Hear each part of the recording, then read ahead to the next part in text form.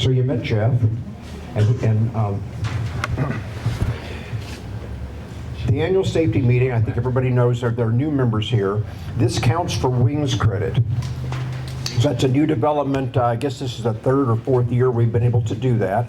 And I was able to do that because I became an FAA safety team representative. You met Jeff earlier. He is the FAA safety team program manager for the Washington FSDO, and I'm on his team. There are many things that a team rep can do. One is create content that earns wings credit. Another one is for the FAA's compliance program. Used to be that when pilots made errors, a lot of them had their certificates suspended for a while or some sort of action taken. We now have, what do you want to call it? Corrective action programs, and I'm authorized to do that. I'm authorized to fly with people in lieu of corrective action being taken off on their certificate. I can fly with those people. So I also identify hazards and unsafe conditions. We all really do that. I do implement the compliance program. Yeah, there it is, and counsel pilots on a variety of methods, and I can conduct the flight counseling. And I also encourage pilots to use wings, which I'm doing with all of you. This will count as wings credit. Be sure you sign up on the sheets over there. And when you sign up, be sure that the email there is the email on your wings account. That's not true for everybody. Some people have a different email for the club, and the club only has whatever is over there is the one you use for the club. If you use a different one for your wings, I can't give you credit. I need to know that. So there's room on there to put that on. And Pete has changed the SPR. Do you want to talk about that, Pete? Sure. Pete can explain this to you better than I can. We're going to do a lot more with wings credit. We've been trying to do this. The instructors are going to be able to maintain their currency now, probably by just flying with club members and not need the flight instructor refresher course. And we've identified. Well, Pete will tell you. Is that the only slide about that? I think that's the only slide. Okay. Hello, I'm Pete Barber. Can you hear me well? Great. Yes. Okay. So, in the past, we haven't been very good about identifying which flight activities count for wings credit, and these are the glider focused wings activities that we can use toward gaining a level of wings, toward completing a phase of wings. So in the front of the syllabus, in the introductory essay, we now have a section which describes all of the different scenarios that can be used for the flying portions to get the wings credit to happen. So, which we don't have on this slide here, but I have come up with a really nice table which describes all of the syllabus elements that we have for our training program and lines these up with what's required in these different sections of the wings flying portion of the credit. So I'm sad you didn't include my cool little table that we talked about for weeks. So It's really cool. yeah, it's really cool. You'll just have to take my word for it. Is there anything else that I'm missing here? I think that's This is completely impromptu, and I wasn't prepared, and I'm sorry. Thank you. Okay. So the website, if you're not familiar, it's fasafety.gov. Yeah, The mic, so it'll be recorded. thank you. fasafety.gov is the website. Yeah, it's very, very useful for pilots. Unfortunately, not so much for maintenance. Not yet. We're working on that, though. Okay. Thanks, Jeff. All right, thanks, Ron. All right, we can go ahead and reset the slides. And hello, welcome. I'm Chris Worker. I'm your new safety officer, trying to follow in Ron's footsteps. We've got a lot of material to go through in the next hour or so, including some presentations by Allison and John Noss. So we're going to get right into it. But being a nice guy, I'm going to start by giving you the answers to the test at the end. And those are on TOW, don't get distracted, right? Stay focused. So no distractions, no selfies, no no fiddling. Yeah, aviate, navigate, and communicate, right? If you lose sight of the tow plane, release immediately, right? Don't waste time trying to find and search for the tow plane. Release immediately. In the pattern, commit to the landing. Don't get suckered by low-level lift. Maintain at least your minimum approach speed, and don't kick your turns around, right? Don't spin in the pattern. And finally, let's take care of the canopies.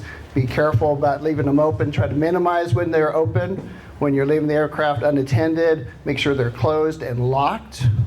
And again, avoid reaching through the little vent window to release, the tow line and such, so we're not cracking the canopies. You heard a little bit about the safety survey. You all saw that. We had 2 questions there. One was, do you have any safety concerns? And 79% of the group said no. We had 21% saying yes. Most frequently, that was surrounded training and proficiency. We had some concern about the care of the equipment, how we treat the equipment, predominantly focused again on the canopies. Maintenance, but not current maintenance, the concerns about future maintenance with our loss of Keith. And then a couple other concerns about the increased airport traffic, fatigue, and increased ramp pedestrians. We also got a number of suggestions for topics. We're going to be covering some of this today and in future communications.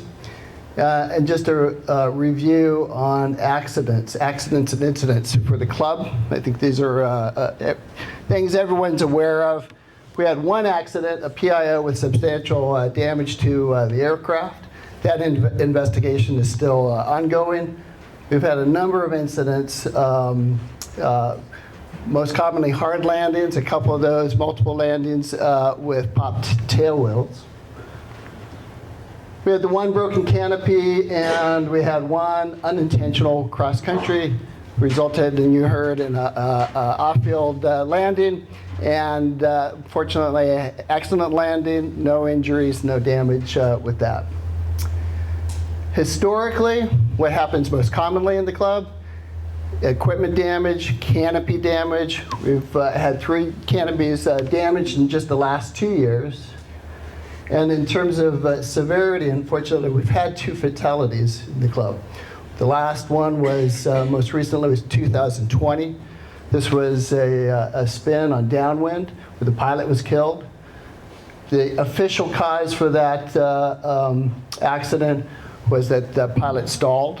The concern was that he may have intentionally slowed down, trying to create time and space for traffic, and spun in.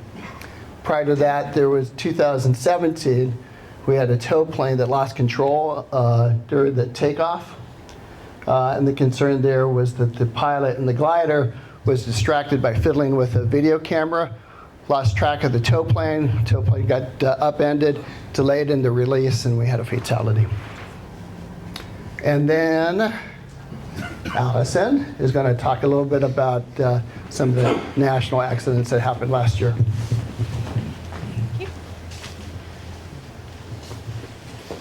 All right, good morning, everybody. I'm going to go over sort of the nationwide accidents, and we're going to do 3 case studies on some of those. So this nice chart was actually put together by John Noss. John, thank you for letting me steal it for my presentation. We've got, in addition to the total accidents denoted by the blue line, we also have how that compares to overall number of SSA members, as well as the fatal accidents denoted by the red line on the bottom of the screen there. So as you can see, sort of the overall number of glider pilots and SSA members has been steadily decreasing since the 80s. And the total accidents have seen a correlating decrease overall. But the number of fatal accidents, those are kind of staying the same more or less, which isn't a great thing. This is a list of all of the glider accidents that happened in 2024. This is pulled directly from the NTSB website. There were a total of, I think, 22 events. The ones that are grayed out were actually motor gliders being operated like airplanes, so those don't really count for our purposes here. Of those 22 events, there were 3 fatalities. One of them was one of those motor gliders. It was an engine failure on takeoff. The other 2 true gliders, one was a kiting event on takeoff, and the other was a stall spin on final.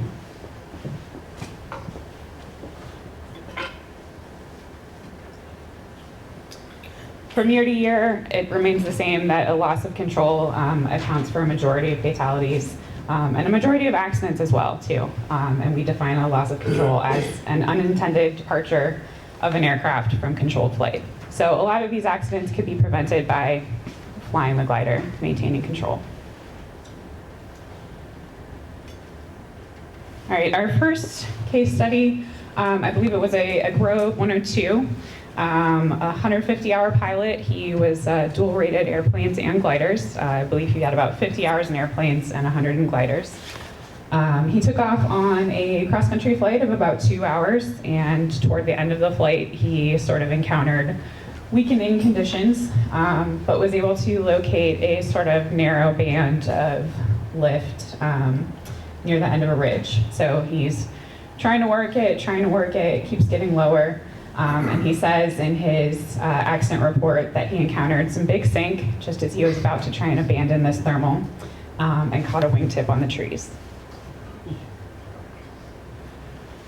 These are a couple of pictures of the glider as it came to rest in the trees, and a statement from the pilot that he put in his accident report form that he stuck looking for lift for too long.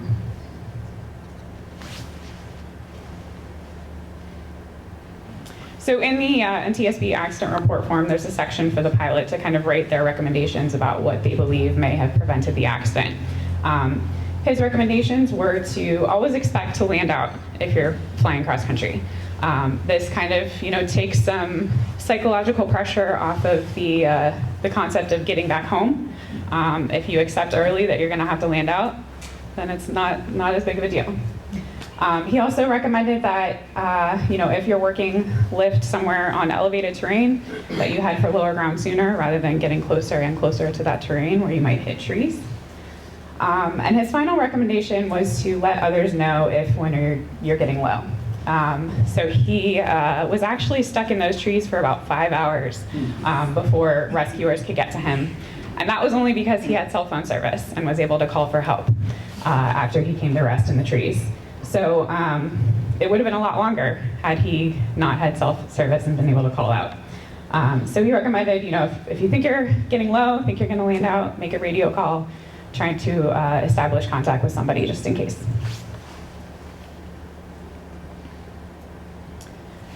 The Soaring Safety Foundation advocates for this 3-2-1 rule for cross-country soaring.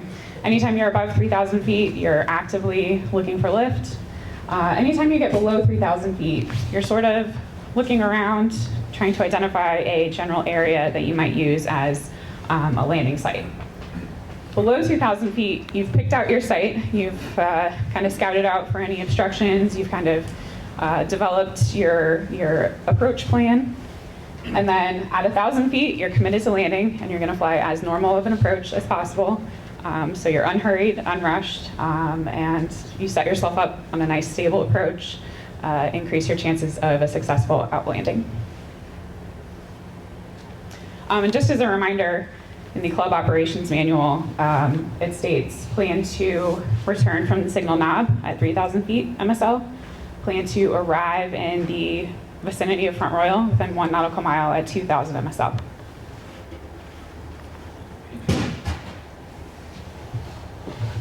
All right, our second case study, this was a student pilot solo in a Schweitzer 123.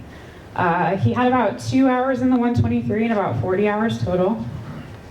He said in his accident report form that he had been talking to his instructor before he launched. They were sort of coming up with a plan for the landing and discussing, alternatives and things like that. But his discussion got cut short because of another glider landing. So he went ahead and launched, did his flight, and the accident occurred on landing.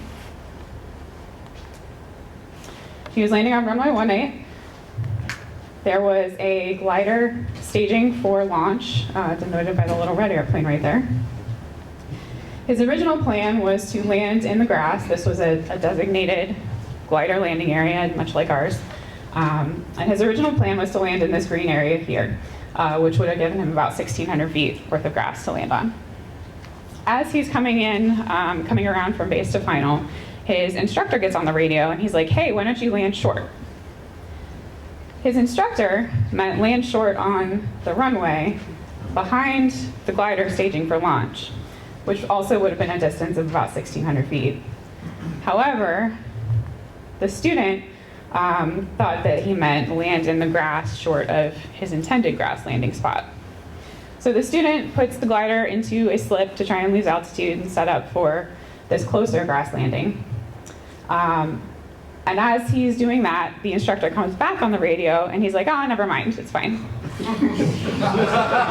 So the student is all of a sudden scrambling to reset himself up for the longer grass area.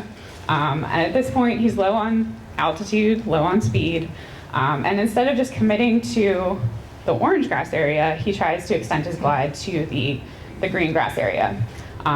Lands hard. It's actually only minor damage to the glider, but he sustained a back injury.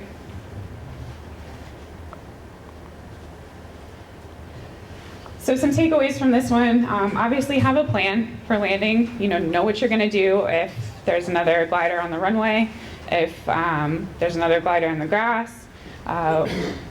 Option C we have is the taxiway. It's not a great one, but just think about what you will do if you come in and your first landing option is not available. Secondly, just fly the glider, and remember that you're the PIC. If you get a radio call about something that's non-pertinent or unsafe, you can ignore it as the PIC and continue on your original plan. Barring any safety issues, anybody outside of the glider doesn't have any say in what you're going to do as PIC.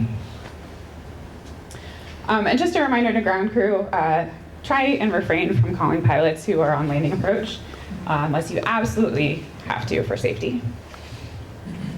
Especially if they're student solo. Like, Yeah. all you're going to do is dump their essay. You're never going to make them safer by making a radio call. Yeah, it's incredibly distracting. Can really rattle a student pilot for sure. Unless the gear's not down. They shouldn't be flying a single seat with any crack of the gear. Our third and final case study, this was actually a very high time pilot. He was an ATP with about 10,000 hours, but he was new to gliders. He had about 10 hours total and about 3 in this glider. He's taking off and he reports that about 100 feet, he observed this big U-shaped slack in the rope. He also lost sight of the tow plane. He states that he was waiting for the tow plane to come back into view. And as he's doing that, he heard the tow pilot announce an engine failure. The tow plane subsequently landed straight ahead, and I actually have a video of this event.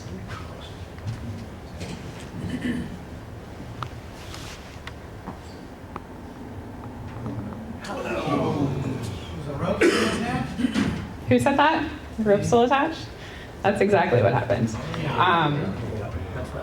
The pilot forgot to release the rope. Went ahead with his landing, but as soon as he reached the end of the rope there, it yanked him back, and he stalled and went into the ground. So the rope was still attached to the tow plane, too? Yeah. Yes, the rope was still attached at the tow plane and at the glider. Yeah, so the tow plane's on the ground right there. So there's the Yeah, so the rope is coming up over the tow plane. so you accelerate. What was the braking strength of that rope? Yeah, that's a good question. I don't know. Yeah, it's tough if you're flying slow. You lose more mile an hour and stuff. Yeah. Keep the chatter down, please. Somebody say my name. Yeah, Shane. We say release when you lose sight of the tow plane. But years ago in Warrington, there was a guy that never lost sight of the tow plane. because he could look down and to the side and still see the tow plane. So you gotta be careful when you tell students if you lose sight of the tow plane, because there's points where it's dangerous, but they still have sight of the tow plane. Yeah, if the tow plane is somewhere where it's not supposed to be, then you should release. Yeah, even if you can still see it. The glider was quite substantially damaged. The tail boom broke off, and there was damage to the front of the fuselage as well. The glider pilot was okay. This also actually resulted in some damage to the tow plane as well. It yanked the tossed up, and it damaged the rudder. So yeah, not a good event. Is that a It's a Grow 103, I think. 102. Okay. Yeah, some kind of Grow.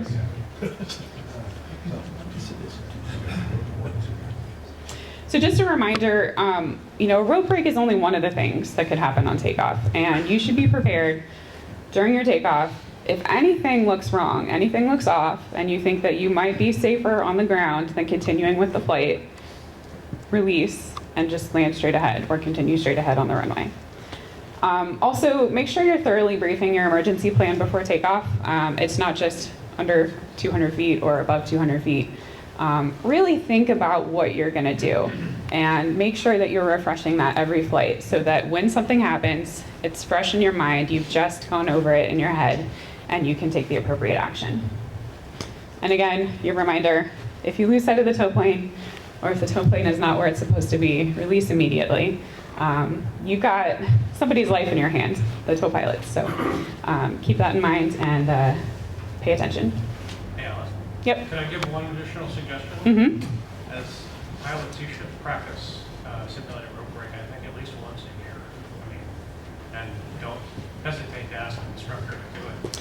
Yeah, if it's been a while since your last simulated rope break, please seek out an instructor and get that practice under your belt. I think people should probably perform one at the beginning of every season as part of their spring check. Yeah. All right, that's all I got.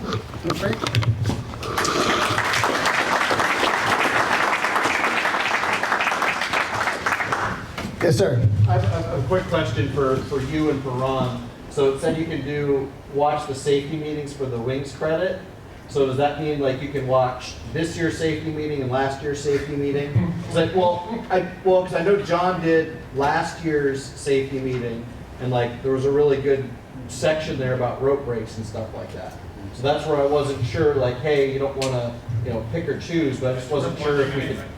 Well, no, I'm just curious, how can we like, get people to watch those types of things? Because it's like, John put a lot of time into that, and it was like, hey, a 1 hour time, like I don't want it to be wasted on just, 1 year safety meeting potentially. Just thought. So audio, did you capture that comment? Did you get the comment? Sorry. Did I get the comment? Yeah, on the audio. So the from Justin was asking, can you get wings credit for prior year's presentations? And I don't know the answer to that. Is Jeff still here? Ron? You know? Jeff? I'll get you an answer to that. I don't know off the top of my head. Okay, thank you, sir. And then I guess the other question there is, are the Pete, are the other prior years still posted on the website available? Last year's is posted on the current public-facing website, and it's right there on the front page. So last year and then this year will get posted, so you can review last year's content. It's still worth watching if you weren't here last year. Even if you don't get wings credit, it's still worth checking it out, at least for John's presentation there. Yeah, highly encouraged. Okay, so Your microphone came loose at the speaker end.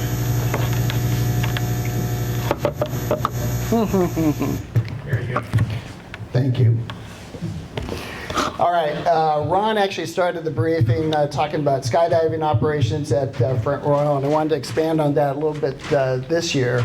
So this is mainly review for all of us. There's more activity, their business is increasing, we're seeing more canopies over the airport. So they're predominantly doing tandem jumps, but they are starting to do some sport jumps, mainly during the week. So if you're doing an ad hoc day, be aware you may encounter the skydivers out there, and make sure you brief with them. Typically, they're jumping from 9,500. They're deploying 5,000 AGL, 5,700 MSL, and they expect to have a fully inflated canopy by 4,000 feet there. You've heard these calls. They'll make 2 advisory calls, 2 minutes before the jump and when the jumpers are away. So what's that mean for us flying gliders? So when they're doing skydiving operations, right, we want to avoid the airspace basically for about a mile radius around the airport, from 10,000 feet down to pattern altitude. All right, and 2 good landmarks for a mile is the pork chop field to the northwest and the river bend down to the south. So this is the area that they're descending. By the time they get to deploying their canopies, they're much closer in. So when you're in the pattern and you're coming in there, avoid crowding your downwind leg there. They're coming in, their kind of descent cone into their primary landing area is about 500-foot radius there. So if you stay north of that line of the kind of the forest there that's just to the north, stay north of that, you've got adequate separation for typical canopy skydiving operations. Obviously, remember, on really windy days, this might expand out, but this is going to cover most of our conditions. And remember, they have both a primary and a secondary landing area. So the areas that we're talking about here with their primary area, that's they're north of the taxiway behind the fuel farm. But just like us, they're using the grass for their secondary landing area. So super important that if you're planning on landing in the grass and there's skydiving operations going on, make sure you don't have a conflict with canopy coming down, right? So it's only when they're jumping there, but you want to be able to identify where they are and see them and avoid them, because we could have a conflict in the grass. They can land on the pavement. Yes, but if you're seeing them, I would not assume that they see you. You're coming in fast, their eyes are probably down, and our eyes are a little bit further out. So this is a real conflict. You? The jump pilots do not, I'm talking about the people under canopy, do not have aviation band handheld radio. Say once again louder. They do not have aviation band handheld radio. That's right. They do not have radio. So the comment was, and the reminder was, that skydivers, both in free fall and under canopy, don't have radio comms. They don't hear you. They don't see you. When they're high up, they're going to see you and they're looking for you. But lower down, not so. So they don't know that you're coming in. You're seeing them. This is a rarity, but I just want to again point out, we both use that as a secondary landing area. So that's where the conflict's going to occur. Obviously, this is only when they're jumping and you're headed for the grass. But if you're going for the grass, make sure you put the mental note in there, where are the canopies, where are the skydivers? Andrew? Yeah, one of the things I've talked with their jump pilot, and this is kind of one of my many pet peeves, is we need to do a better job of listening to the radio, because what Chris is saying is absolutely correct, but if we're not listening to the radio, we're not going to know, and it's going to create a hazard. Aviate, navigate, communicate also means listen. You cannot have good situational awareness unless you are paying attention to the radio. Excellent. All right, excellent comments. Any other thoughts or comments regarding this stuff? So, I believe they're allowed to jump through clouds, right? Technically, no. But it's always interesting to see what they will jump. So luckily, that's high up. That's their discretion. They may jump below it, but... and their definitions are a little squishy, so just be aware of that. They're not supposed to go through clouds. Yeah, correct. They're not allowed to punch clouds. Right? Stephanie? I was just going to note, like us, it takes them a moment or two to get off of the grass or wherever it is that they've landed, because they have to gather in their chutes and they have to have their gator come pick them up. So it's not like a powered plane where it gets out of the way right away. So if they are landing in the grass, be aware that they're not going to be out of the way right away. Okay, great. Ground operations, I think we do this very well. Let me pause there, Justin. Have we had instances of actually observing them landing in the red box? Yes. Yes. Yeah, and sometimes I think that's intentional, meaning that they're seeing traffic in the taxiway and you can see them maneuver over. And other times it's unintentional, they've just gotten blown downwind. Okay. So, you know. They've also told me on a day that I was DOing that when we were operating off 10, that it was easier for them to land there for whatever reasons. Okay. Yeah, and that's actually a good point. I mean, this is predominantly only when we're operating from 2.8. 10, we're on the other end. They're still going to be landing up here, and it's going to be safer for all of us. Okay, so ground ops, I think we do this very well, but just a reminder here, when they're basically in their pattern coming in, they're at pattern altitude and below, we want to keep that taxiway clear, so there's no movement there. If by chance you're towing somebody back in a gator and you get, surprised there sometimes, I'm looking, I can't see them, and all of a sudden I see a canopy come, just stop the movement. And if you're in a tow plane, obviously stop and be prepared to catch your engine. In case they lose control, get blown down, be prepared on the engine there. And a reminder for DOs to engage with Albert and the other folks there for the safety briefing to kind of go through what the expectation is. You can find out how busy are they going to be, how late are they going, things like that, and just kind of review what the op specs are. Any other thoughts, comments, questions? Do we know when they're going to start up their operations again? I think they're starting now. I'm surprised. Like, We haven't seen it this winter. we had a couple, one ad hoc day late in late fall. It was cold. They were jumping. It's like, you're crazy. Albert broke his leg towards the end of the season, so he's recovering a little bit, and they're on vacation right now for about another 2 weeks. So the comment was that they're on vacation for a couple weeks here until we have a little reprieve. How do you do that? Landing. The question was, how did Albert break? And it was actually on a jump, and he put his foot in a hole. Okay. I know if I could like parachutists or hang gliders. Here. Okay.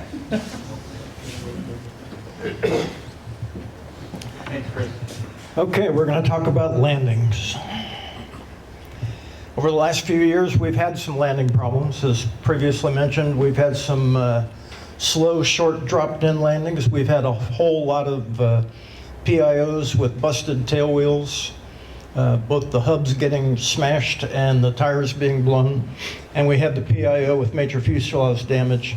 And most of those things can be traced back to failure to follow the basics. And by basics, I mean flying a predictable, conservative, nominal pattern, adjust it for winds, pick a deliberate aim point, be able to hold a consistent glide path to get to that aim point, be aware of your energy level and adjust it with spoilers as required and know where they are, make a smooth round out to a low hold off altitude and hold it off until you get to landing speed and attitude. Sounds pretty simple.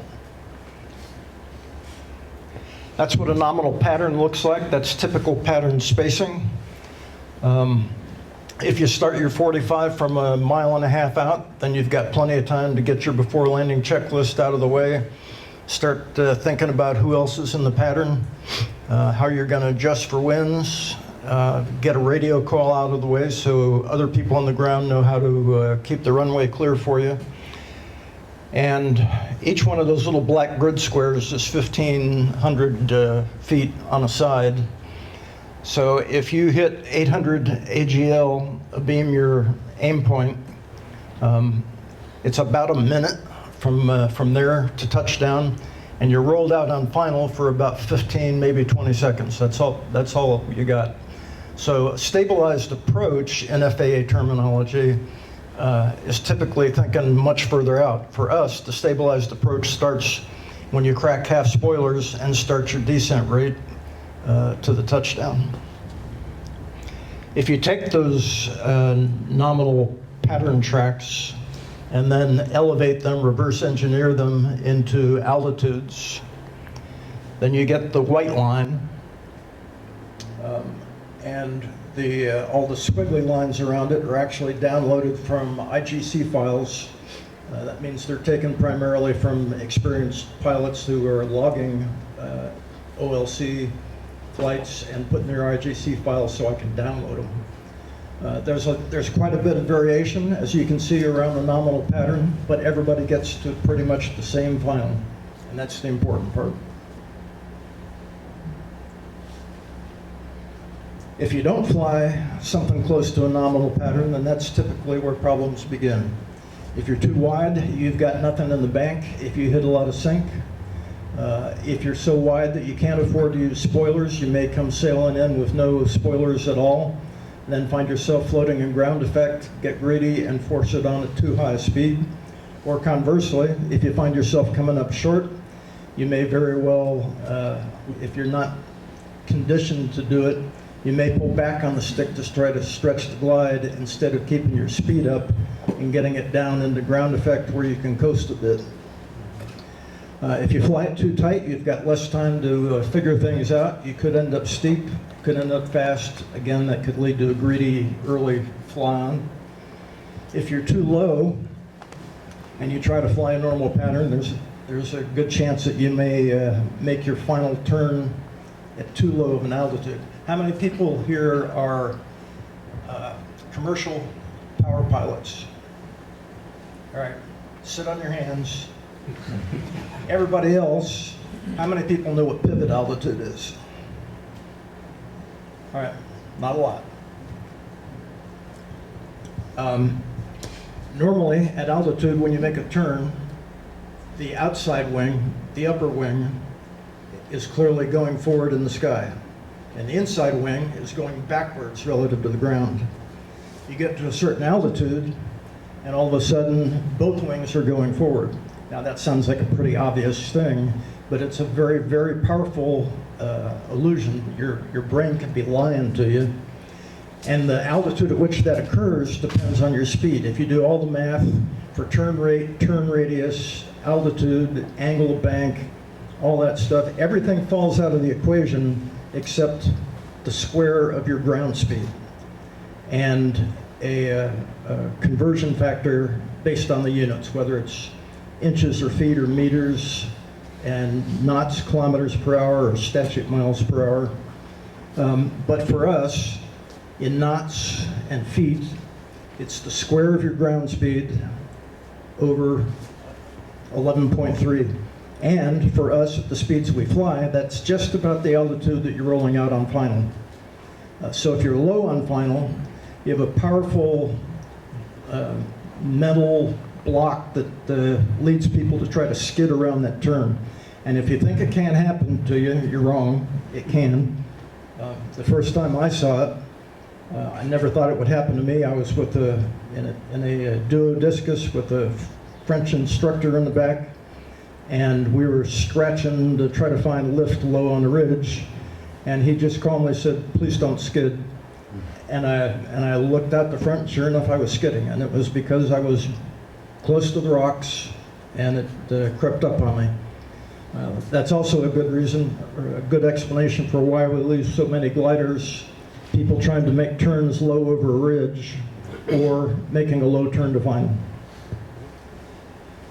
Okay, and then finally, not adjusting for winds, and by winds, we mean adjusting the track of the pattern, the amount of crab you're going to have in the pattern, the speed you're going to fly in the pattern. And remember that I can't think of any good reason to ever be below best glide speed in the pattern.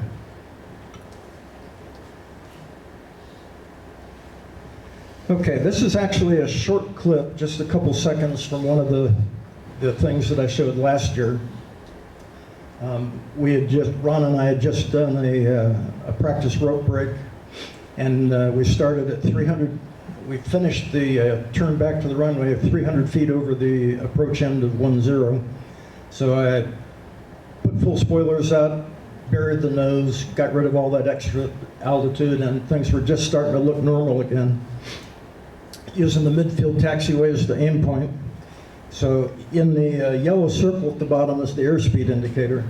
If you watch that, I was already down to about 6 inches off the runway, so it wasn't a big deal, but it lost 8 knots in half a second, if you take this apart frame by frame.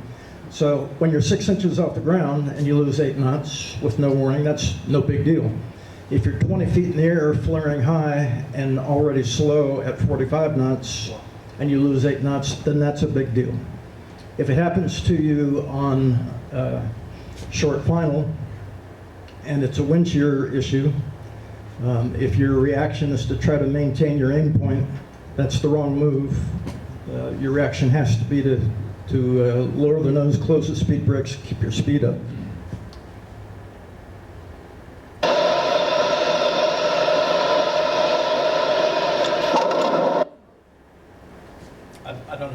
I don't know if you can see it with this light level. Yeah. But Mike. Yeah. I don't know if you can see it with this light level.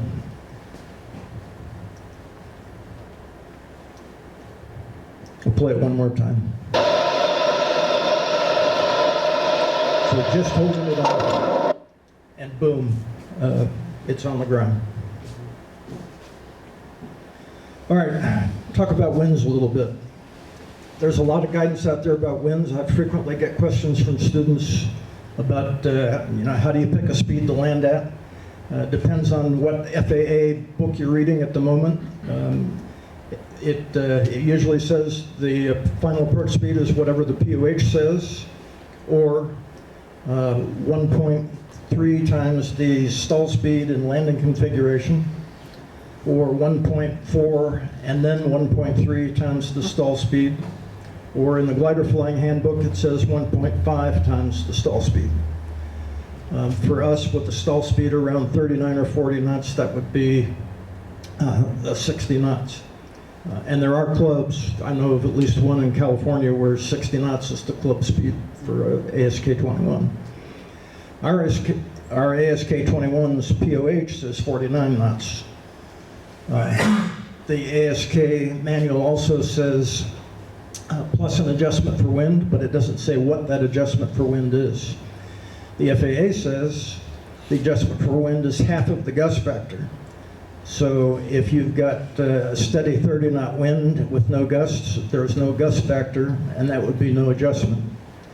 The club rule says 55 or 50 plus half the maximum wind, which also happens to be pretty much what the glider flying handbook, also an FAA document, says is your best speed into a headwind, right? Best LVRD speed plus half the headwind.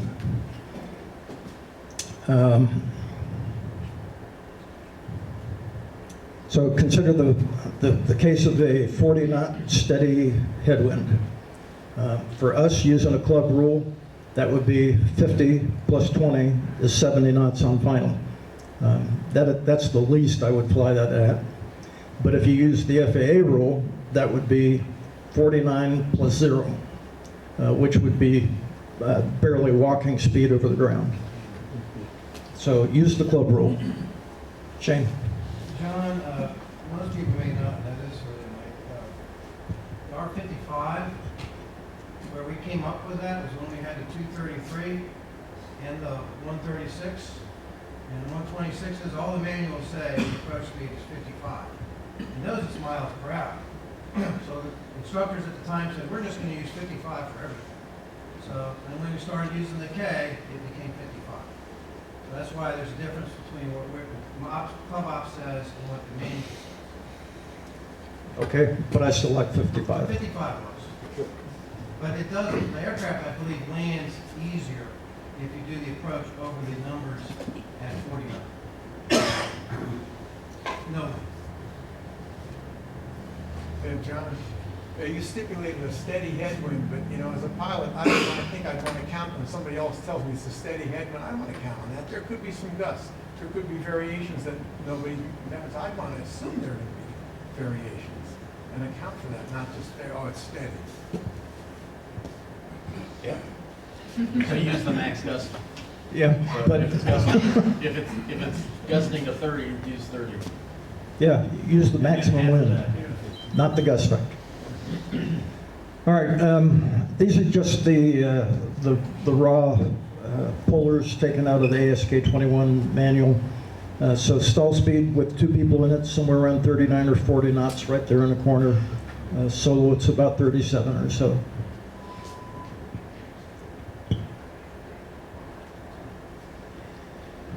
All right, this is a nominal landing. This clip is right out of the syllabus for normal landing. This is one that Ron Wagner and I did a couple years ago. And this is a basic set it up for a nominal track, 55 knots, half spoiler, and this is what a normal landing typically looks like. About 15 seconds on climbing. Spoilers are most of the way out. I'm using the numbers as my aim point. Pretty close to the numbers, round it out, hold it off.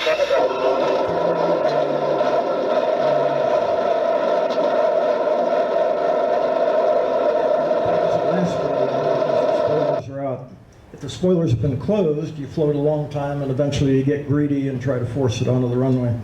And there's actually 2 of these clips posted in the syllabus. The reason I posted 2 of them was we did 2 of them on the same day, and I wanted to make the point that if you do the same things consistently, you get consistent results. John, clarification. You wrote there nominal approach plan for half spoilers, but you said they were most of the way out. They were maybe 2/3 of the way out. Okay. That was just adjusting for what we had. Gotcha. Okay, this has got to be probably the most famous glider pilot clip on YouTube. And this is linked from the PIO section in the syllabus. But watch it closely and try to figure out what this guy is thinking and what he's doing wrong. This was in Spain, or at least it's a Spanish registered glider, and I don't know who the guy is. So he comes in pretty nose low, no spoilers, realizes he's headed to the runway and he balloons. Now he's pumping the spoilers. So nose, main, tail, 3rd one, and he's down. And not using the rudder, so he's into the rocks and the trees.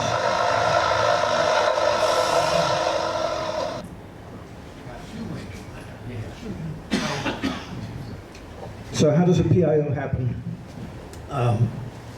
In a nose setter like our ASK-21 or the PW5, the most common way is to hit hard on the main gear first, bounce a little bit, and try to go forward on the stick and force it back down. That kind of puts you into the PIO cycle where you're trying to fix it at about the same rate that the aircraft doesn't want to cooperate. We'll talk about that in a second. If you're way too fast, you can touch down nose wheel first. That's rare, but it's possible. The 3rd case is if you flinch and balloon right before touchdown and then try to force it down, and then you do get the nose wheel first. In a tail dragger like the discus, that's meant to land tail first and then the main. If you land on the main first, the momentum of the tail is going to go down, the angle of attack is going to increase, there'll be a little bit of bounce from the main gear, you're likely to get airborne again.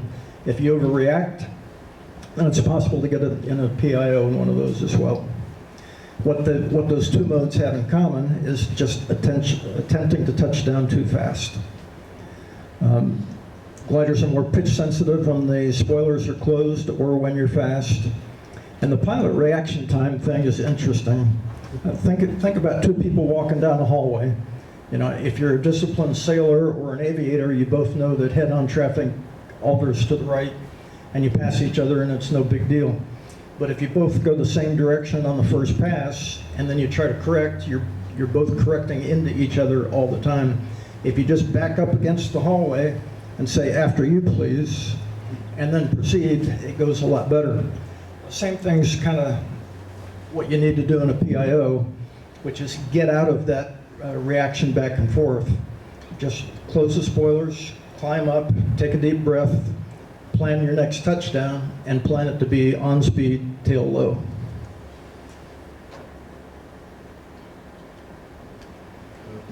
So if you think it can't happen here, you're wrong. This is also a link from the syllabus. This was one of our students on his initial solo. He was a great student, but most of his flying had been in the K. I had flown with him. I thought he was doing a great job. He was always confident. Everything looked good. Bob Salada flew with him this day and cut him loose solo. And he just kind of tensed up. And when you watch this thing, take a look at his hand. He's got a death grip on the stick. He's flying from the shoulder, not the wrist. And he gets it close, bounces a little bit, and he tries to stick it back on the runway. And then it just goes downhill.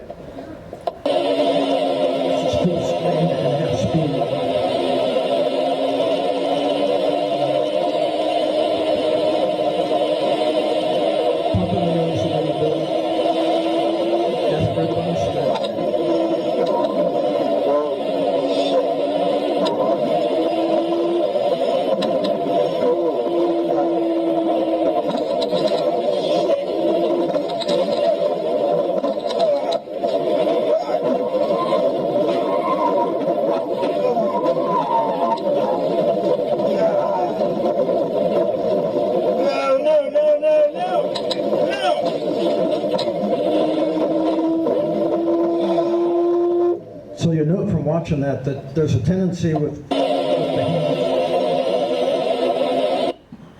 there's a tendency with your hands to go like this. So if you're going to make a spoiler change and you don't want it to interfere with your stick, make the spoiler change small, smooth, and deliberate. Okay, so how do you not do that? On-speed stabilized approach. Don't try to put it down without some spoilers out. Don't pump the stick. Fly it from the wrist and the fingertips instead of the shoulder and a death grip. Small smooth changes. Get it down close to the runway and hold it off. Don't try to fly it onto the runway. In the K, it ought to touch down at the tail wheel and main about the same time. In the PW5, because it's got that skate wheel on the tail, just get the tail low and let it settle on at that attitude. And in a discus, let it land tail first. We talked about how to get out of it. You have to break the cycle. You have to get up, close the spoilers, take a deep breath, plan a new, better touchdown.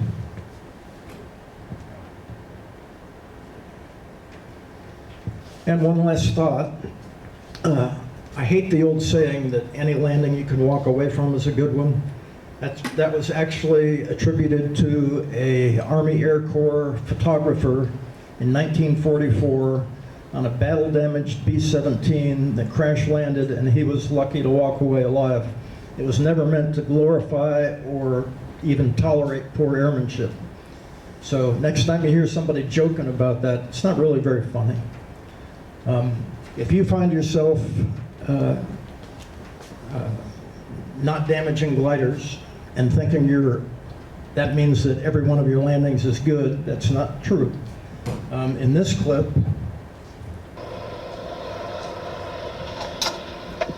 no flare, fortunately no PIO, but another pretty flat touchdown. If you've been routinely flying your patterns wide and slow, but getting away with it, that doesn't mean you've been doing it right. If you've been routinely not flaring and sometimes getting into a PIO but handling it okay, that doesn't mean you've been doing it right. If you flare high and drop it in but haven't damaged anything, that doesn't mean you're doing it right. I invite you to go back and pull these slides down at a later date and read through it. I mean, the guidance on how to deal with bounces and PIOs goes all the way back to stick and rudder in 1944. SSF has had a really good article on PIOs written specifically for the Grove, but when we had both the Grove and the ASK-21, we flattened as many ASK-21 wheels as we did Grove wheels. And there's a slightly rewritten section in the brand new 2024 version of the Glider Flying Handbook. Questions? Oh, come on, somebody's got to have a question. All right, just in case there wasn't going to be a question, that's why I put the thing on the bottom there. I usually practice flaring. If I haven't flown an aircraft for a while, I practice flaring land at altitude just to get the sight picture back in before I land. Repeat. That's a way to do it. Repeat. Oh, he just said that a way to practice slowing down to touchdown speeds is to do it at altitude. So you're used to seeing what the pitch attitude looks like and what the rate of decay and airspeed looks like. I think it's probably hard to do that since you don't have a runway to reference. Yeah, but do it at the beginning of the season if you haven't flown for a while. Shane. More of a comment, sorry. I've seen it happen where somebody's coming in at a high descent rate with full spoilers, and then they pull back on the stick at the last second, and then they close the spoilers. They're still coming down, and the tail hits first. Tail meaning nose. So what I've seen in PIOs, it's not always nose hitting first. It can be the tail hitting first, and then they get into the cycle. Okay. Cindy. What did you mean by flinched and that Balloon. Just, okay, that's what I thought. You see the runway coming and you go, oh, I'm... Okay. Turning base to final bank angles. Can you mention the bank angle? Thoughts on that? Whatever it takes. Okay. I mean, if you plan a normal nominal pattern, there shouldn't be any need to go much over 45 degrees, I would think. Most people are probably 20 or 30. I've never really thought about it. Speed is more important. Okay. Nick, did you have a question? Yeah, I had a question. When you said gain altitude, so I'm assuming that you mean after the first bounce, you're going back up. Do you Well, mean just in a PIO, remember you're in a PIO because you've got excess airspeed. So if you close the spoilers, you've got a few seconds to go hang at shoulder height. We're not talking 20 feet in the air. Just get it up to shoulder height, level it off, plan a new landing. Great. All right, thanks, John. Again,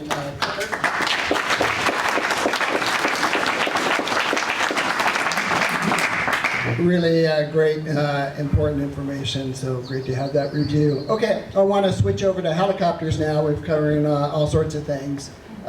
We've got increased helicopter activity at the airport. Of course, we've got the medevac base there.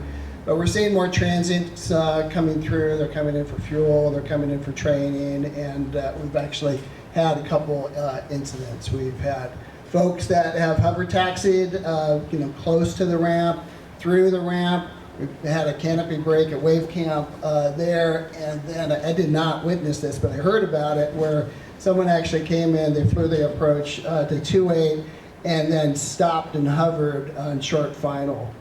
No radio communications with traffic coming in. So it's getting a little bit more interesting out there. I think folks have seen a couple of these, but to review just just how vicious the wake turbulence. So I'm talking about wake turbulence, I'm talking about the vortices, I'm talking about all the disturbances from the rotorcraft. This is H1 versus a Cessna 120. Here it comes. 21 seconds after the helicopter transited that area, flew into that vortice, and pretty impressive.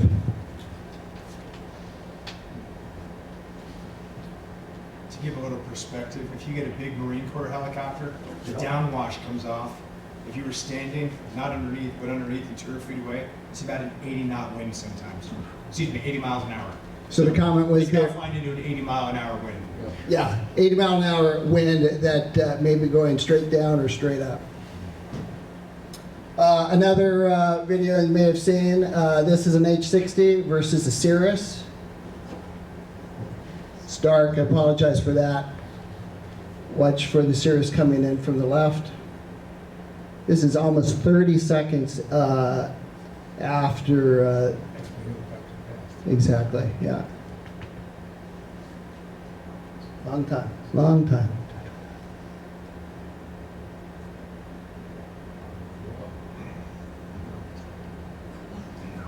Yeah, I mean, really amazing stuff here. Amazingly, this guy was actually a first solo pilot in the Cirrus. Unbelievable. He did everything he could. He did it right. He applied full power, tried to get the nose down. But you're not going to win. Here's your 80 mile an hour.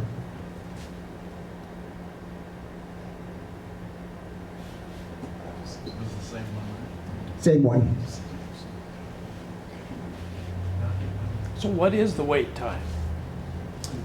Good question. Come up to some advisory. 2 minutes. More than 29 seconds. Especially if you're in a glider. Notice in both cases that pilots pitched up significantly before the stall. Yes, yes, and I don't know if that's just happenstance, just because we'll see here in this next video a really nice demonstration of these vortices here. So this is an intentional demonstration of the vortices here, but look at the downdraft on this vortice. Settling under power?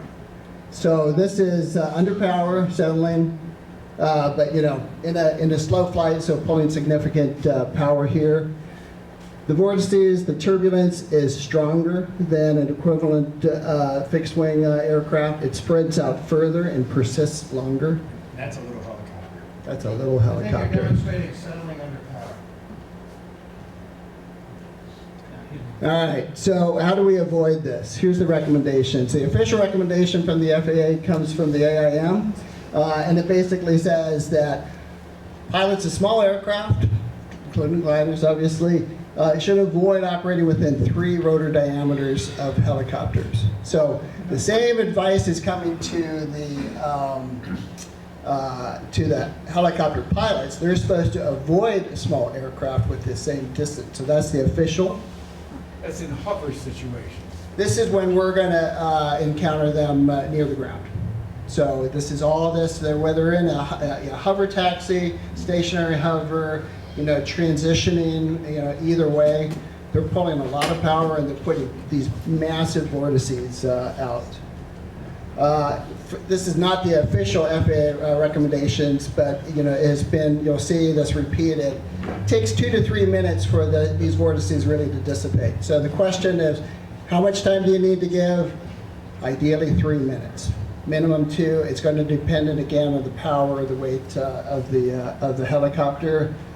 And this does not really apply to us, but if you're inclined to follow a helicopter in straight level flight, you want to stay at least 3 miles behind them. So the thing to remember is 333, 3 diameters, 3 minutes, 3 miles. Stay away from these things. So what's this look like for operations at Front Royal? A couple different examples here. The medevac helicopter, there's a EC-135, very common, 33-foot diameter, so they need to give us, and we need to give them about 100-foot clearance. The little Robinsons, small, 25-foot diameter, 75 feet. And one of the big boys, the H-60, 53-foot diameter here. This is heavy, this is big. This is going to do, well, you saw what it did to the Cirrus there. So 160-foot clearance minimum to avoid these turbulences here. Projected onto our kind of our operational area for 2-8. This is a 100-foot radius for Air Care 4, again, that EC-135. And you can see if they're coming in, they're doing a standard approach, final into 2-8, and going down. You're fine out there in the taxiway, right? If they come over towards the ramp, that could get sporty. We don't want them to do that. But as far as separation between the taxiway and 2-8 we're fine. Grass, you'd be concerned, you'd be worried. Chris? Sir? I think the circle should be twice the diameter. That's a 100-foot diameter? So this is, I may have screwed this up on my labeling. That's 100 foot. I know. So this is just kind of staying away from that. The little Robinsons that come in here, as long as they come in and fly their final into 2-8, and they hover taxi over to the fuel farm, and they stay on that side of the ramp, they're probably okay as long as they stay away from the rest of the ramp. You're using your circle with the helicopter in the center of the circle. That's right. It's a 100-foot circle. If you're supposed to stay 100 feet away, you should stay 100 away with the helicopter would be on the edge of the circle to be 100 feet away from us. This would be kind of that danger area if they were in the center, that this is the minimum distance, recommended distance there. But you don't want to put your wing inside that area. That's right. So add another 25 feet. So George made a very good comment here. You know, you got a 15, 18, 20 meter wingspan. You want all of it, all of your aircraft outside of that danger circle. And again, these are minimums. And if you have winds, crosswinds, it's going to blow those vortices, you know, towards you, away from you. So this just gives you an idea. But again, this is like the site picture for a 60 coming in. And you can see they're just going to destroy the air for the runway, the grass, and you know, this is trouble. So we'll keep this short, but basically, the pop quiz is: what are you going to do? You're coming in. You're on into pattern, and you hear Air Care 4 call short final. Add power, go around. Thanks, lawyer. No pilot answer. You know, and there's like so many of these scenarios. There's so many factors involved here. Like what's going on? There is no one best answer here. So you know, I can't tell you what to do. It depends on all these different factors there. Ideally, if you're in close and you need to land on the runway, you might talk to them and ask them to divert to the south so they don't disrupt the air, right? If they come in and they hear you and they tell you that they're going to divert over to the taxiway, you're probably okay landing on the runway there, right? But if you're going for the grass and they're coming in on the runway or that area, that's where we're going to get conflicts. You'll also get wake turbulence on your approach. Yes. It will be behind them. Absolutely. So George was again, commenting that again, we were kind of talking about more stationary effects there of these vortices here, but they're leaving this massive vortice wake turbulence in them. You do not want to fly through that. Just like those videos, it's like that kind of goes through my mind. You do not want to fly through that wake turbulence. If you can fly over it and land beyond, okay, maybe, but you don't want to fly underneath it. They tend to stay very high when they're coming in. Yes, so the comment, Andrew, the comment was that they tend to stay high, which is not a great thing to do, right? It gives it more area of disruption. This is going to go down and roll out more. That's no favor.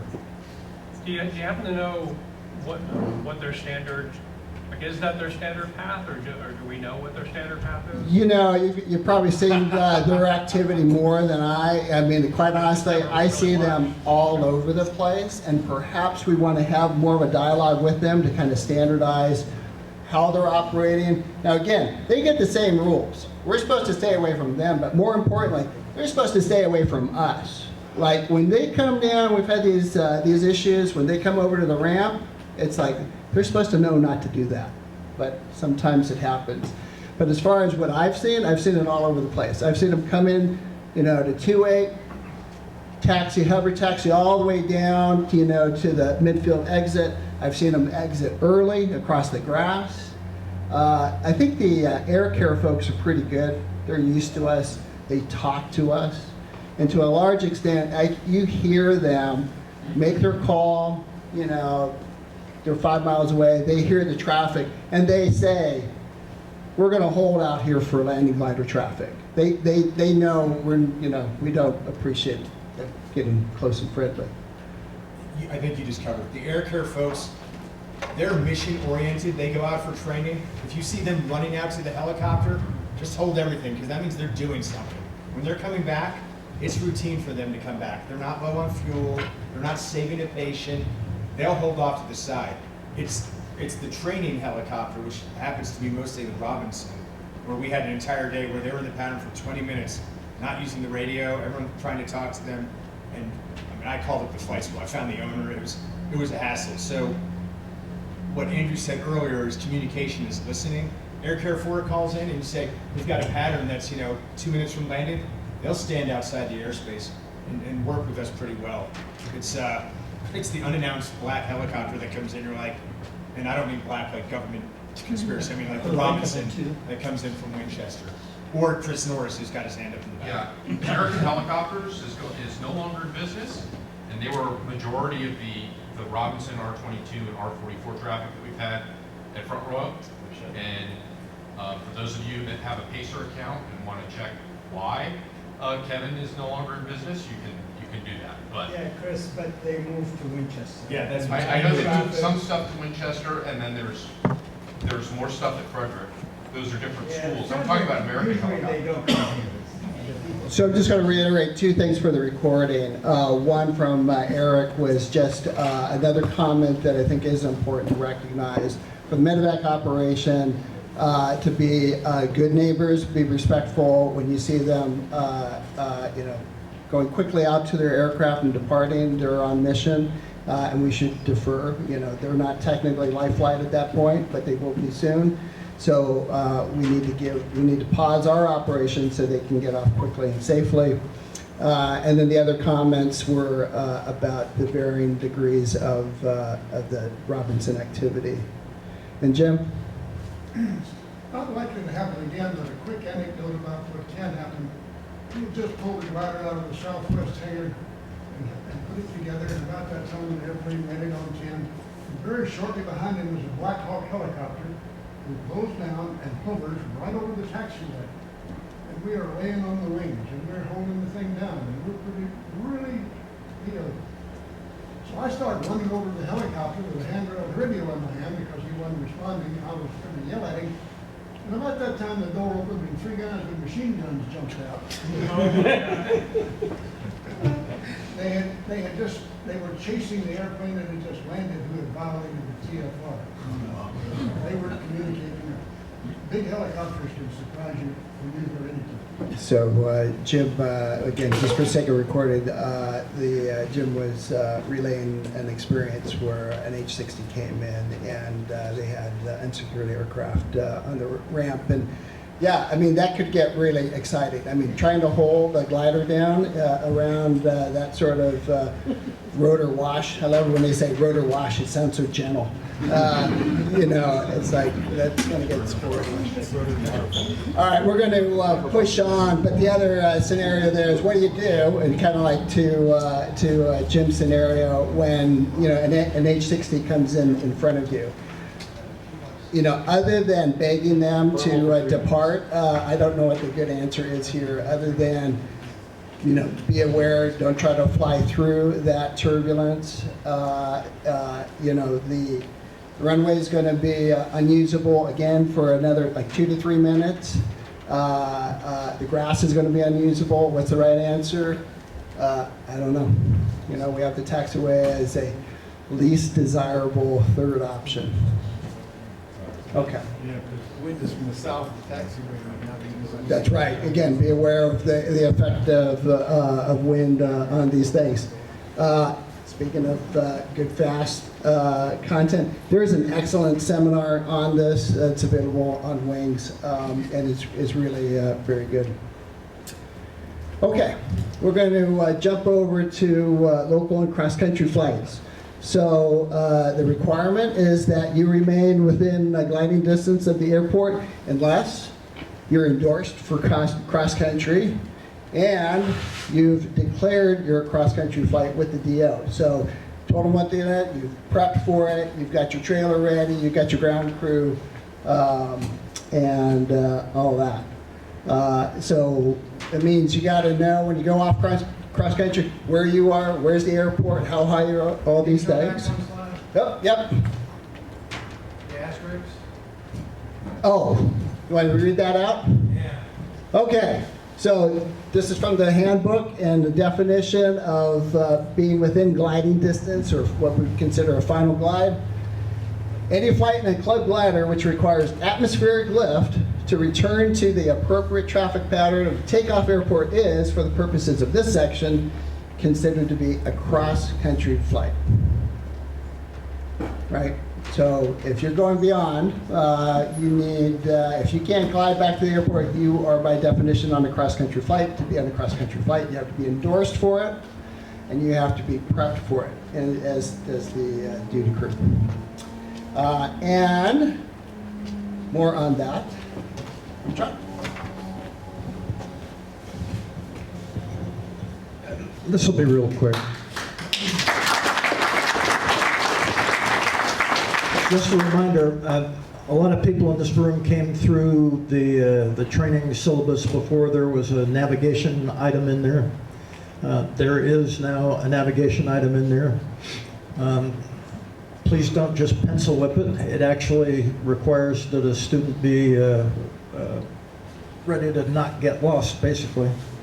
That starts with studying the maps, knowing the local area, knowing the local area landmarks, and understanding the rules of thumb for how to get back to the airport. We have ram ball mounts on all of the gliders now. I would recommend to anybody that's post-solo, just get used to flying with something up there. The hardest part to get used to is to get it installed and configured before you even start pushing the glider out, so that you don't spend your time while you're in the glider trying to figure out how to punch buttons and make it do what you want it to do. It ought to be basically hands-off by the time you get on the runway. And that's what some of the options look like. We'll breeze through these pretty quickly. Starts with map study. If you haven't found it yet, there's a link to this Google Maps set of range rings. These are 1 nautical mile range rings, and every third one is red. That means that for every 18,000 feet, roughly, or 3 nautical miles, per 1,000 feet of altitude over the altitude that you want to be back at the airfield at, that's 18 to 1 glide, which is pretty conservative even in an ASK-21. Maybe not so much in a PW5. It's easy to get to that. There's a link on the web page. You can show that picture of your phone and get it. And when you pull it up, you can click on any of those waypoints and it'll explain what it is. CU Navigator is a pretty nifty full-featured glide computer. It'll run on your cell phone. Your cell phone won't be very good for a 5-hour flight because it'll run out of battery and it won't be very bright. But it's the same software that runs on the UDN and UDN IGC, which will run all day on its internal battery.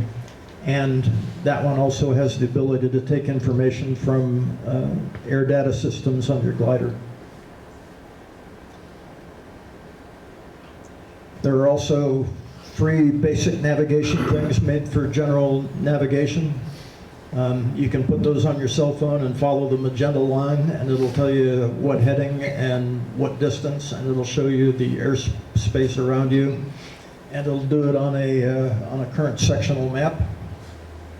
There's lots of different choices for that. There's even a European-based one that works just fine in the United States and downloads automatically all the airfield information. And you can even pull up Google Maps and look at your range rings, and it'll put a blue dot where you are, and you just point your glider back. If you want to get even more simple, there are lots of free applications for phones that are just GPS apps. It'll give you your current location, your latitude, longitude, the time of day, and distance and bearing back to whatever target you've typed in. And there's my rule of thumb. If you go home and get a long ruler out without poking your eye out, hold your arm out at a 90-degree angle, put the ruler, measure the distance from your eye to your thumb, measure the width of your thumb, do the math, figure out what that glide ratio is. If you put your top of the thumb on the true horizon, not up at the top of a ridge, but on the true horizon, then you can glide at that ratio to what's underneath your thumb. So if you can, for me, that's 24 to 1. I have a 1-inch thumb at exactly 24 inches. It doesn't work like that or like that. I mean, whatever you measure at is what it'll be. So if you can glide a couple of miles beyond an airfield, you've got enough altitude to fly a pattern. So maybe use 2 thumbs for a PW5 and 1 thumb for a discus, but it's a way to start getting a feel for what angles look like in the air to your eyeball without having to rely on a glide computer. John, there's one question. You can do fingers too. You can measure fingers. Yeah, or you can use your whole fist for the husky. Or 2 fists for a Pawnee. John, add one thing. Get the mics over here. There's one thing to add. When he went through the devices using your iPhone, CU Navigator on your iPhone, it works great on that. And you think, well, the battery doesn't last that long, so you get a big extra battery, no problem. I did that. The problem is they overheat. And an UDI and the real devices will not overheat. Okay. So you get out there and you think, oh, this is good, I got extra battery, this thing will last for 8 hours no matter what I'm doing, and all of a sudden it goes blank on you at the worst possible time. So that is something to consider. On a hot day, you can very well lose that phone. All right, and here's, again, you can go get these when you download the slides later, but there's a bunch of links for more information about various different tools. Questions? Don't leave home without something. Don't turn your back on the airfield. Oh, clicker. Thank you, sir. Yeah, great. Thank you. Okay. After saying all that, we actually encourage folks to do cross country. It doesn't sound like it, but we do. This is my interest now. This is kind of my current passion there. There's a new SAA program, for mentoring and coaching on cross country. We actually have our own master cross country instructor, Pete Barber, there. Thank you, sir. Mr. Bling. And we have lots of folks that have an enormous amount of cross-country and competition experience that we should tap into. So this is, a goal to do it safely and wisely, right? But we encourage folks, or at least I encourage folks to do that. Yes, definitely. At least last year, SSA had several cross-country camps around the country that they were trying to encourage people to learn to fly cross-country. So keep an eye out for those. I'll try and forward them out when I hear about them. Again, for the recording, just a reminder that SAA is sponsoring regional cross-country camps and seminars. Ralph, you went to one, right? I don't know if other folks went to. Any comments on that? It's held at the Berlin Aerodrome down in near Richmond. It's a couple, 3 days. Lots of classroom. There actually is some tasks that you do. You learn how to use the software. So, very good program.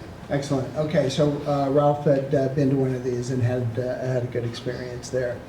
Okay, we're on the home stretch here. I'm going to run through these very quickly. You can review these slides later if you like. Reminder on the club requirement to have an operational radio. Remember, the FAA doesn't require you to have it at a non-towered airport. The club requires you to have it, and that you check it. You don't have to do a specific radio check, comm check. You can just call the tow pilot with your request, and if they acknowledge that, you're good, and that keeps things going nicely for the ADO. Again, just a reminder there that just because you have a radio doesn't mean other aircraft either have a radio or are using it. So your assumption should always be there is another aircraft in the pattern that I haven't heard and I haven't seen yet, and I need to keep eyes out for it as you come in. We're fortunate, we've got transponders, ADSB, in all our aircraft. Make sure we use it. It'd be silly to have something happen because it wasn't switched on. So transponder into alt, ADSB on. Remember about we are daytime only. We got to be on the ground by local sunset. There's a reminder here on know your oxygen requirements. Remember, it starts at 12,500, goes up from there. You require a specific endorsement from the club to operate oxygen in any of the club gliders there. Know how the equipment works. It's all been checked out there. And just a side comment there, as a physician, despite all the 12.5, remembering 12.5, and all the other numbers, for me, it's like when the little hand hits 10, turn on the oxygen. It's easy to remember. You get it on early. Hypoxia is insidious. You got a lot going on. You're going up to high altitude, so early oxygen is encouraged, and I highly encourage folks to use pulse oximetry. Oxygen systems can fail and stuff, so just because you've got oxygen on board and running doesn't mean it's getting to where it needs to be, which is your brain. 2 comments there, Mia. I was just going to say, if any of you haven't already done a hypoxia chamber, I highly, highly recommend it. Everybody's symptoms are different, and I was able to do it last year, and I found out I completely go brain dead. But it's really important, I think, because the people will help you write down your symptoms, and if you are cognitively there, you can write them down yourself.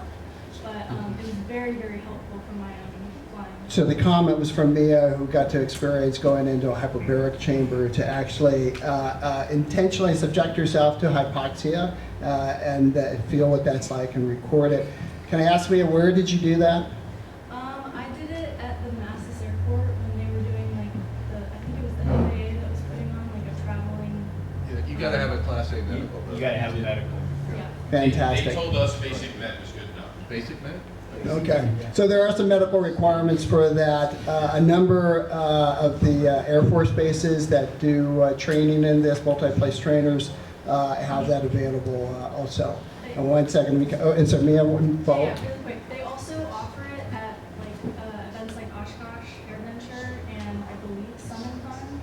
But if you want to do it, you have to get there as soon as they open the line because it's free. So the comment there was, again, that it's available on a number of these fly-ins there, but they're popular, so if you see it, sign up early to get it and make sure you get the requirements. Justin?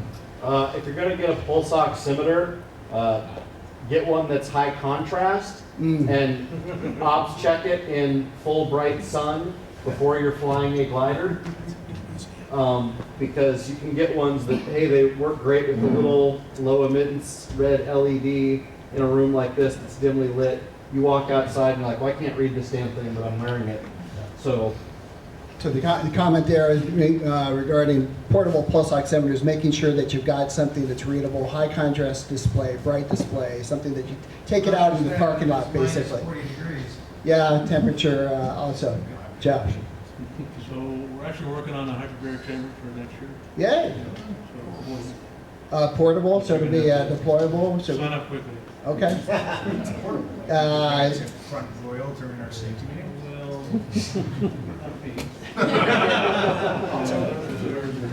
So the comment there was that the local FSDO is actually working on getting a portable hyperbaric chamber.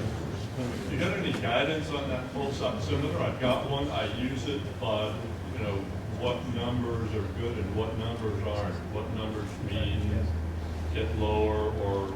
Yeah, okay, so just 93% or higher, like you should be getting down. Yeah. No, it's good.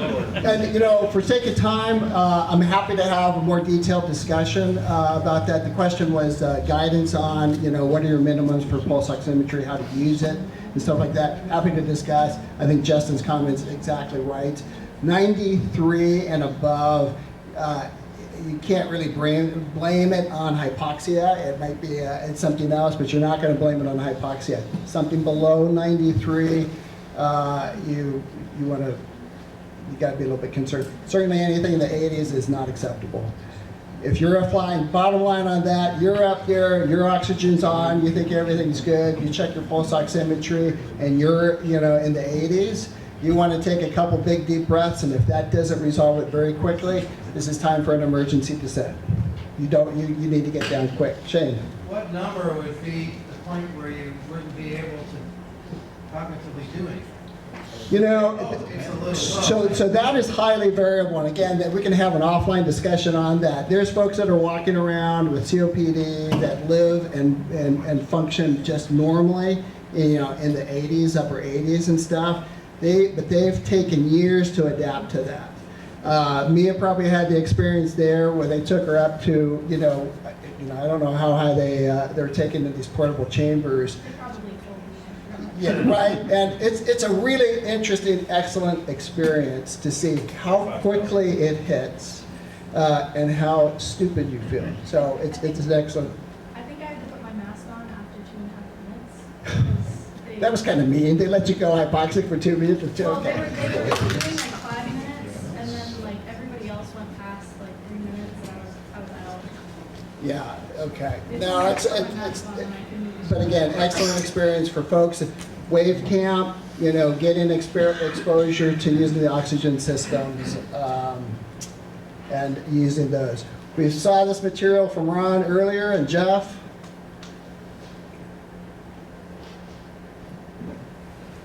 Reporting, please report any issues. Appreciate folks that responded to the survey there. If you have concerns, please report it. This is your safety team, Pete, Ellison, Ron, and myself. You know, if for any reason you want to be anonymous on it, it's fine. We will respect that, but you know, don't get in a situation where you regret saying something. This is a collective safety program. Okay. So those were the answers that we started with. We'll go through them again on toe. No distractions. Loose side of the toe plane, or if you know it's behind you, out of position, release. The back. In the pattern, commit to your landing. Don't get suckered away from that. Watch your speeds. Maintain your minimum approach speed, your calculated speed. You heard about the illusions, low altitude illusions there. Don't kick your turns. Don't spin in there. And take care of our canopies. That's it. Thank you so much.